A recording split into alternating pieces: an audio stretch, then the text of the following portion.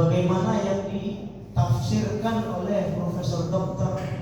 Muhammad Said Ramadan Al-Buti rahimahullah, bahwa yang dimaksud manusia diciptakan dalam keadaan lemah adalah lemah dalam menghadapi godaan setan dan menghadapi godaan hawa nafsu. Dan ternyata terbukti kebanyakan tidak berdaya kalau berhadapan dengan hawa nafsu.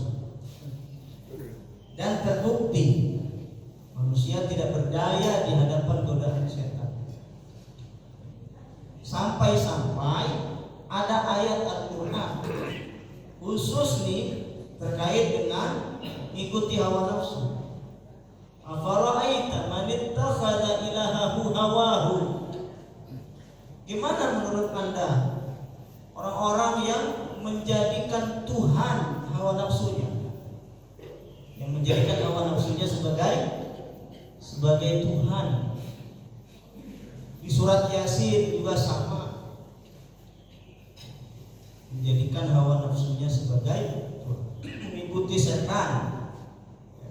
Mengikuti setan di surat Yasin, menjadikan dia sebagai tumpuan, sebagai acuan, sebagai panutan.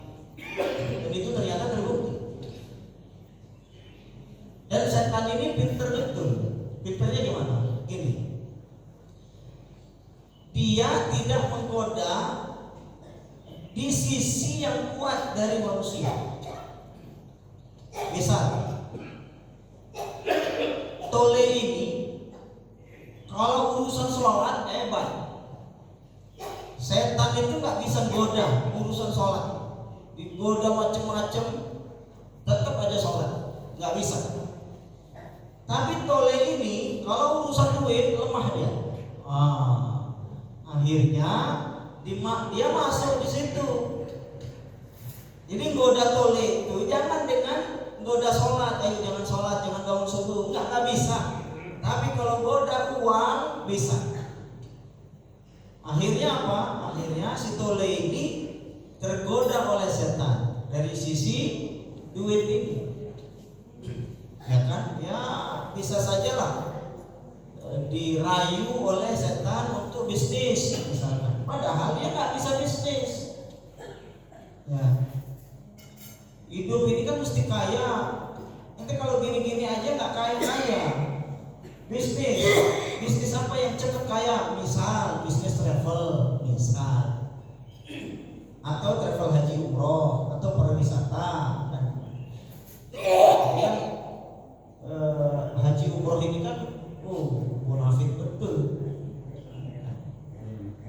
Apalagi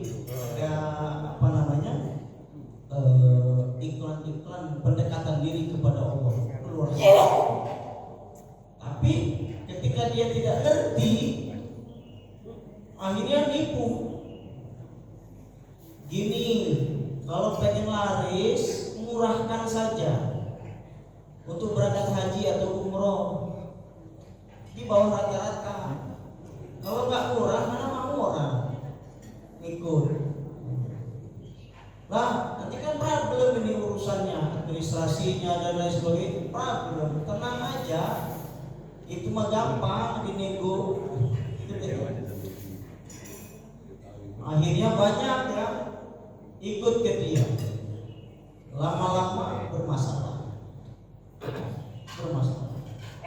Karena dia nggak ngerti. Dia digoda dengan uang gagal. Dan itu kelihatan. Ketika miskin, taatnya kepada Allah, luar biasa betul. Tapi dikasih uang, dikasih kekayaan, sholatnya udah belepotan. Nah ini kan nggak sedikit. Ada juga orang, kalau dari sisi duit, nggak mungkin mempan digoda oleh setan. Kuat dia. Digoda ini segala macam dari sisi uang nggak mempan. Tapi kalau digoda dengan perempuan kalah dia, masuk dia di situ. Itu pinternya setan itu. Jadi menilik sisi kelemahan manusia, kemudian dia goda manusia itu.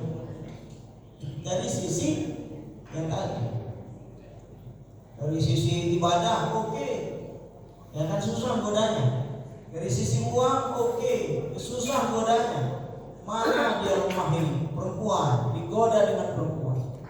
Alah, akhirnya selingkuh. Karena banyak uang, pening kepala. Untuk apa duit banyak-banyak ini? Selingkuh. Apalagi film-filmnya di kita ini kan film-film perselingkuhan itu tidak sedikit. Nah, dulu ada film judulnya Layangan Putus. Kan isinya kan suami yang selingkuh. Itu di film itu memang suaminya buruk ya. Tapi kan dampaknya pada emak-emak yang lihat film itu aja curiga sama suami masing-masing. Padahal suaminya baik. Itu kan suami yang buruk aja di TV, ya kan? Tapi ngelihat suaminya modelnya kayak gitu di bayangannya itu. Akhirnya serba dicurigai, yang hidupnya akhirnya nggak tenang.